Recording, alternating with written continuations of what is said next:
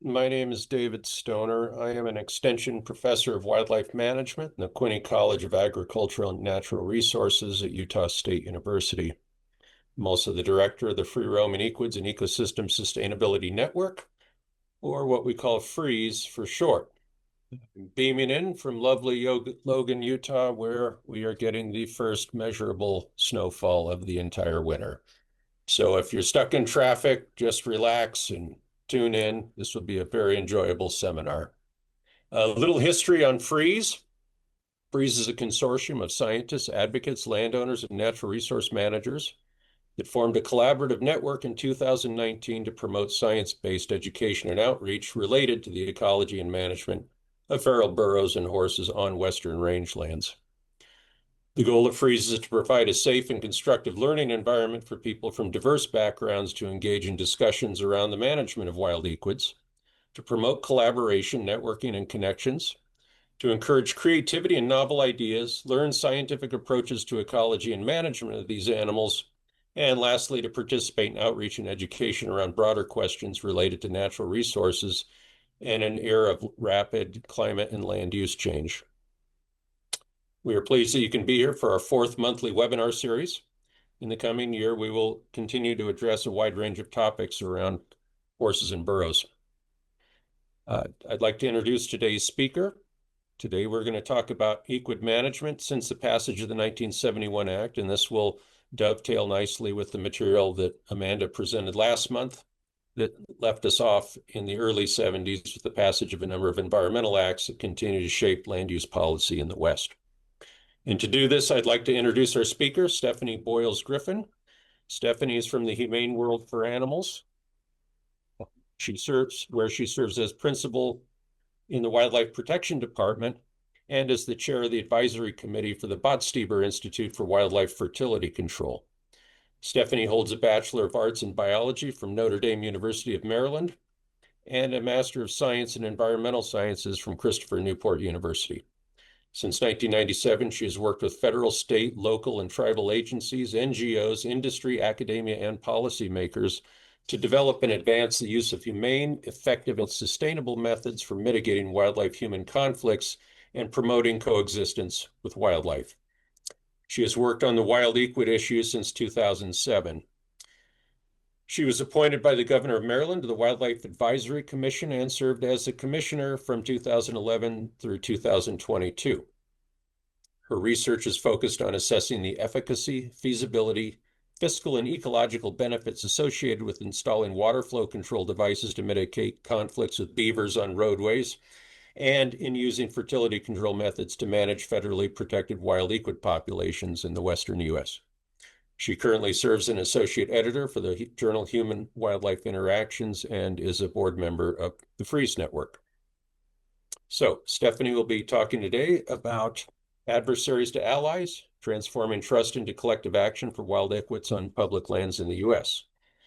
At the end of her presentation, if you have questions or comments, please go to the More button on the bottom right-hand side of your screen, click that, and under More, there's a button for Q&A. You can type in your questions there, and we will have a nice conversation. So with that, Stephanie, please take it away.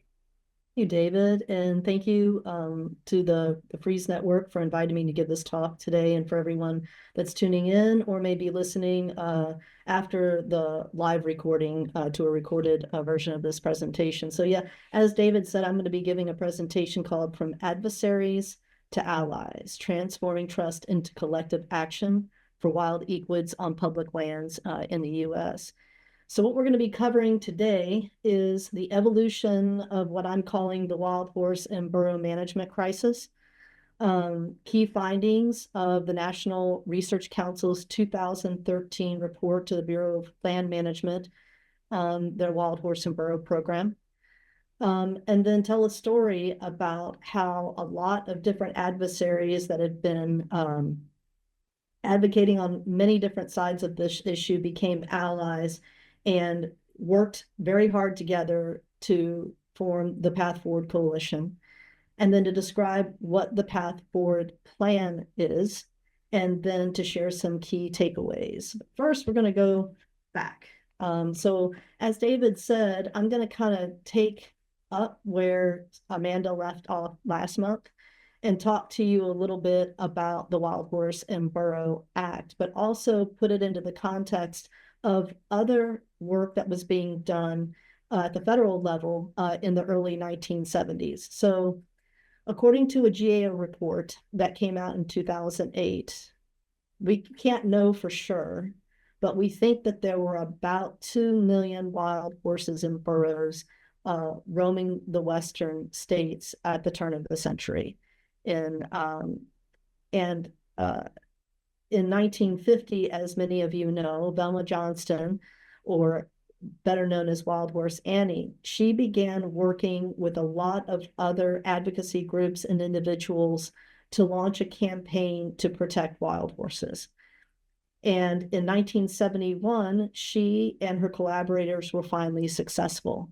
And the Wild Free Roaming Horses and Burro Act was passed. And that at that time, again, the GAO can only speculate, but they believe that there were around 10,000 wild horses on our public lands at that time. So we know what happened, but what a few people may understand is why. Why did this all begin? So in the early 1970s, there was an accelerating shift in wildlife value orientations from domination to mutualism. So domination is a belief that wildlife should be used and managed for human benefit. Mutualism, on the other hand, is a belief that humans and animals are part of the same social network, if you will, community, and that all of us deserve rights and care. Pluralists are individuals that hold high levels of both, where they express them differently in different situations. And then there's a fourth group that have a very low, weak, or non-existent connection with wildlife, that wildlife doesn't really come into their lives at all, either by choice or because of where they live. They just have no contact with wildlife, so they don't have any value associated with it. And one really important thing I will point out is, even though this sounds like we're placing people into groups, we're not. According to the social scientists that have sort of worked in this field of wildlife value orientations, each one of us in certain situations may exhibit what we would term to be domination traits or mutualistic traits or pluralistic traits or distance. So we're not trying to stamp somebody with a label here. These are just tendencies that have been identified generally. And it's important to know this because before about 50 years ago, most of us probably would have identified as either domination or possibly distance. I want to keep this up here for a second. But something about 50 years ago began to change, and that was this shift from domination to mutualism. And it didn't just happen for no reason. There's a lot of cause and effect on why all of this happened. So four major reasons were modernization and urbanization. People, because they are starting to move into urban areas and away from rural areas to seek economic opportunity. They're less dependent on direct utilitarian use of natural resources like wildlife for food and sustenance. They're getting their food from grocery stores. They're not growing it themselves anymore. They're not going out and hunting to feed their families anymore because they're living in an urban area where that may either be not necessary, or they're choosing not to do it. And then, of course, there are post-materialistic values. They're shifting prioritization from this mode of being in basic survival and trying to secure some sort of economic security to valuing quality of life, environmental protection, and wildlife rights. Then, of course, there's intergenerational change. So while all this is happening, older, more traditional generations that hold these utilitarian values about wildlife are being replaced as they die by younger and more mutualistic generations. And then finally, as I said before, So over the last 50 years, populations in urban areas have grown, whereas populations in more rural areas are becoming smaller. And so in the early 70s, in addition to the Wild Horse and Burro Protection Act, as you know, there were also these value shifts triggered major US federal legislation surrounding the environment, wildlife conservation, like the Environmental Policy Act, the Marine Mammal Protection Act, the Clean Water Act, the Endangered Species Act, and the Convention on International Trade in Endangered Species. So keep all of that in mind because we're going to come back to it a little bit later. All right. So today, the BLM is mandated to manage wild horses and burros on 177 herd management areas in 10 Western states on about 27 million acres of land. Many, many years ago, the aggregate appropriate management level was established at 26,000 animals. And it's established in the scientific literature that unmanaged these animal populations can grow about 20% a year. So the management paradigm, pretty much from the beginning of the time when the act was passed and the BLM began managing these populations actively, was to capture and remove animals, excess animals, uh, over whatever the AML for that particular HMA was, and then to place those animals in private care through an adoption program. So, according to our colleagues that work in the human dimensions of wildlife field, even though this accelerating shift from traditionalism to mutualism was happening over the last 50 years. In 2004, they think that that rate actually increased significantly.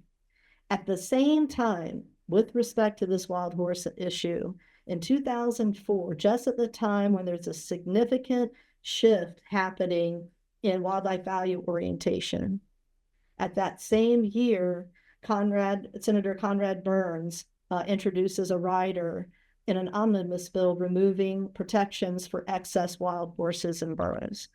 And I'm going to get to this in a second, but that triggered something that brought the GA got the GAO's attention in 2008 and prompted them to write a report basically saying if something doesn't change, this wild horse and burro program is going to be in fiscal trouble pretty soon.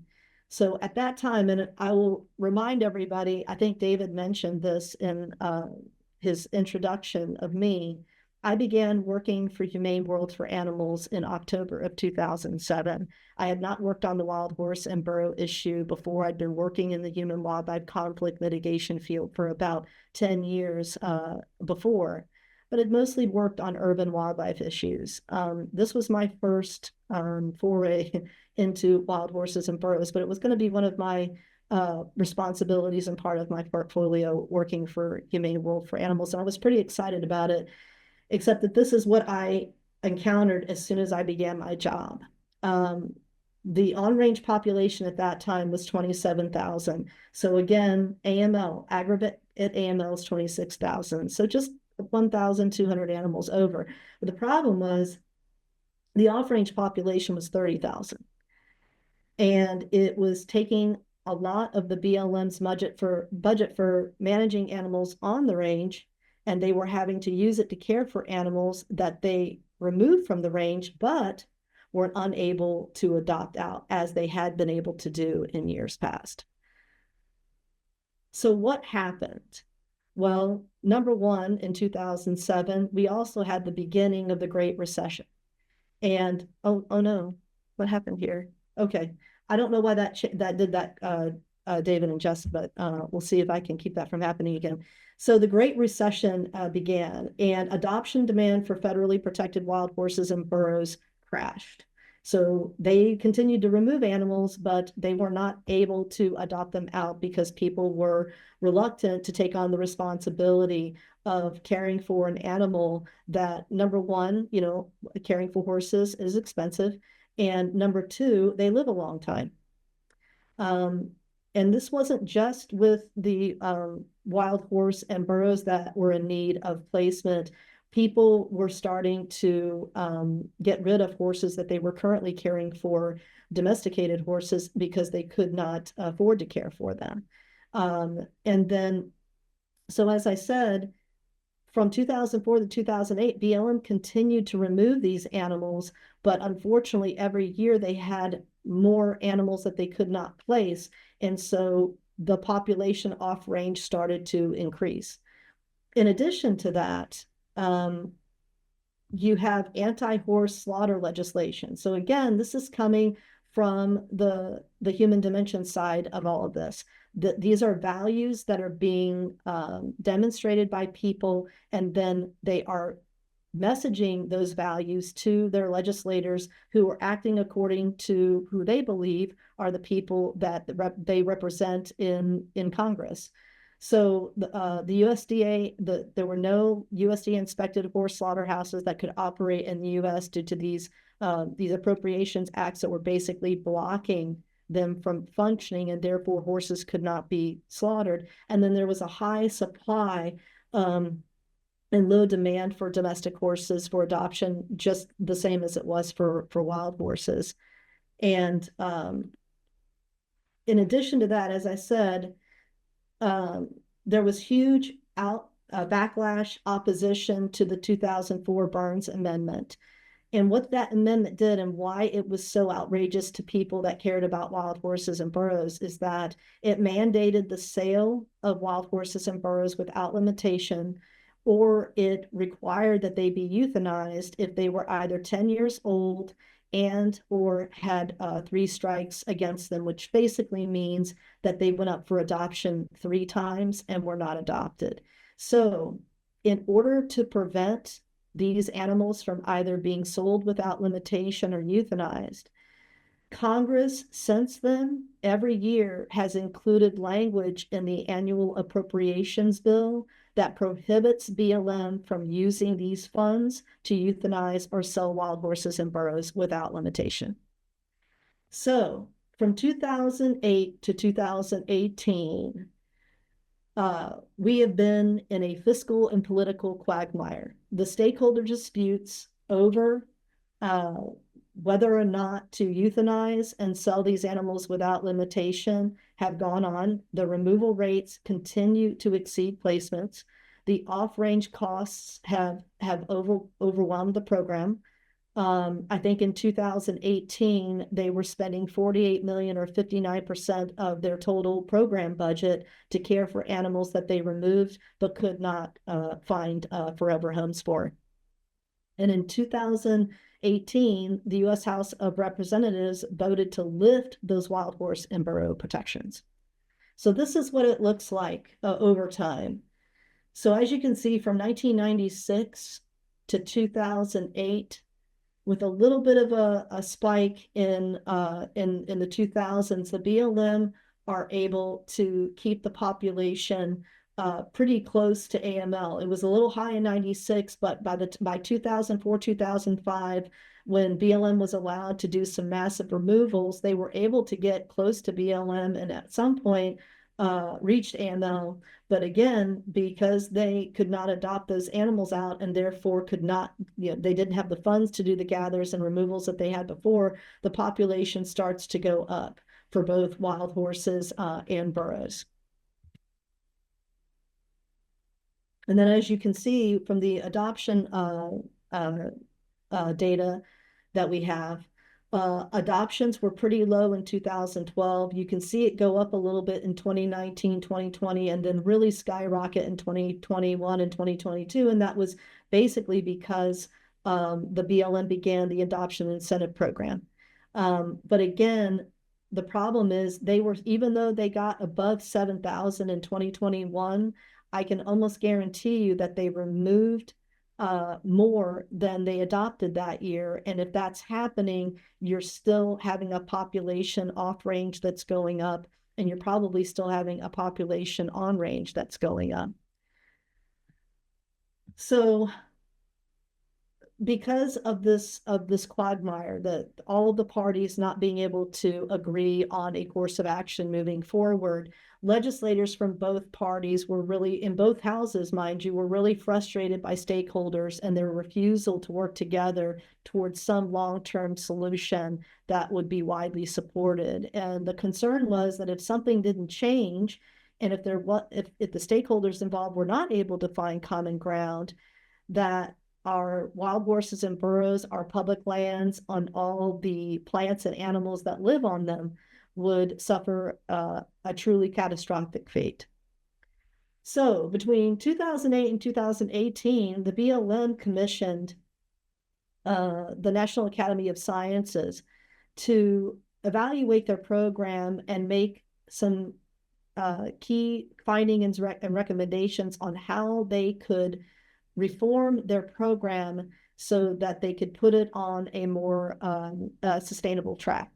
And some of the key findings were that the current management practices were counterproductive, that removing animals just creates a void, causes high population growth rates afterwards rather than reducing it. And within a couple of years, the population of each of those HMAs is going to be back where it was. Methods for estimating populations were not found to be scientifically rigorous, and that way, and they were leading to inaccurate data on national population sizes, and that's really important because you cannot manage what you do not measure correctly. If you don't know how many you have out there, you don't know how many you need to remove, and then you don't know how many you need to treat and release with fertility control methods, and we'll get to that in just a couple of minutes. And these high population growth rates that can double every 4 years without some way to manage for that, BLM was going to continue to go around the mountain and never really get anywhere with their program. So something's transformational had to change in order for the BLM to get this program on a sustainable track.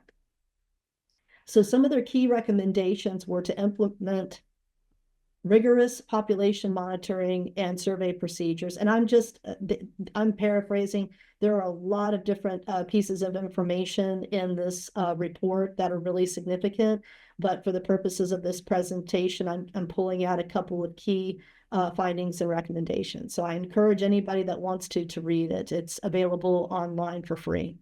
So back to what I was saying. So key recommendations were to implement rigorous population monitoring and surveying, again, so that they can manage what they're measuring, what they're going to try and manage. Utilize effective federally registered fertility control vaccines on a larger scale to manage population growth, and then employ predictive models to forecast the results of management actions and better predict future herd numbers. So after the NAS report came out, it was a wake-up call to a lot of stakeholder groups that had been fighting against one another on this issue. The NAS basically told us what the science and evidence-based approach should be, and that it would probably be wise for us to figure out a way to agree on this sooner rather than later, or all of us were going to fail, and the land and the horses and the plants and animals and everything that live on our public lands would fail as well. So there was an interest in building a broad stakeholder group that could form consensus around effective, widely accepted, and science-based management approaches. And so in, I believe around 2014, many of the groups that you see on this screen began meeting to discuss how they could work forward to put together a plan that they could present to Congress and support, that everyone would agree on and would support, and show that Congress that they could form consensus, and that there were things that each of those groups were willing to compromise on. And this is basically what they agreed to. So they started by asking a question, a very basic one: what would success look like over 10 years? What would you see at the end of 10 years that would make you feel like, yes, we did it, or BLM did it? And that would be healthy horses and burros on healthy rangelands, reducing populations and population growth rates, reducing off-range populations and holding costs, and then balancing placement rates with removal rates.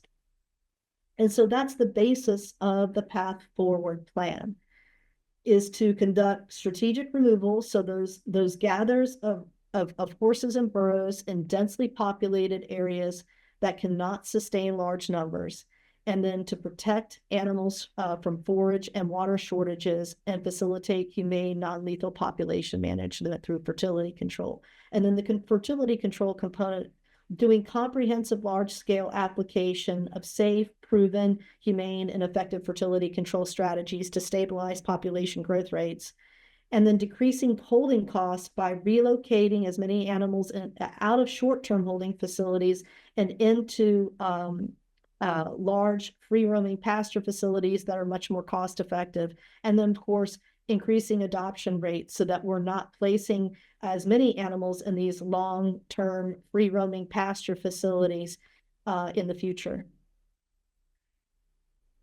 So some of the activities of the Path Forward Coalition and this idea of transforming trust into collective action is advocating together as a group for appropriations report language that mirrors this Path Forward plan that I just laid out for you, and then directs the BLM to develop a sustainable program accordingly.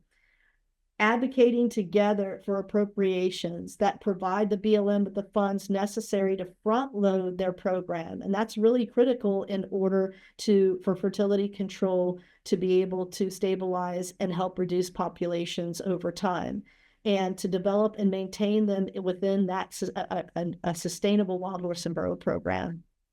Outreach and engagement with federal agencies on the Path Forward plan, like the BLM and the U.S. Forest Service, but then also outreach and engagement with individual stakeholders and stakeholder groups to build support and maintain support for the Path Forward plan.